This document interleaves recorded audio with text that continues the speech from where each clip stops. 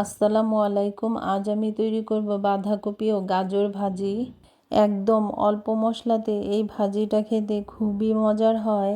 এখানে আমি পরিমাণ মতো সরষের তেলের মধ্যে কিছুটা পাঁচফোড়ন ও পেঁয়াজ ও রসুন কুচি কিছুটা ভেজে নিয়ে দিয়ে দিয়েছি কেটে রাখা বাঁধাকপি ও গাজর।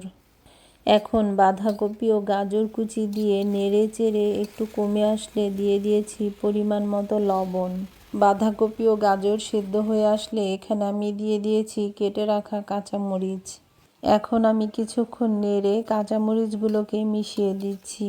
এখন আমার পাতাকপি ভাজিটা প্রায় সম্পূর্ণ হয়ে গিয়েছে। উপরে আমি কিছুটা পাঁচফোড়নের গুঁড়ো ছিটিয়ে দিচ্ছি। এখন আবার কিছুক্ষণ নেড়ে খুব ভালো করে মশলাটা মিশিয়ে দিচ্ছি। এখন আমার সম্পূর্ণ ভাজিটা খুব ভালো করে সেদ্ধ হয়ে গিয়েছে। আমি উপরে ধনেপাতা কুচি দিয়ে নামিয়ে নিচ্ছি। এখন আমি ধনেপাতাটা খুব ভালো করে ভাজির সাথে মিশিয়ে নিচ্ছি। ধনেপাতাটা ভাজির সাথে খুব ভালো করে মিশে গিয়েছে। আমি একটা বাটির মধ্যে ভাজিটা সুন্দর করে পরিবেশন করে নিচ্ছি। একদম অল্প মশলা দিয়ে রান্না করেছি এই ভাজিটি, আর খেতে খুবই মজার হয় এই ভাজিটি। রুটি কিংবা পরোটা বা সাদা ভাতের সাথে খেলেও এই ভাজিটি খুবই ভালো লাগবে। ভিডিওটি ভালো লাগলে পেজটি ফলো দেওয়ার পাশাপাশি লাইক, কমেন্ট ও শেয়ার করবেন।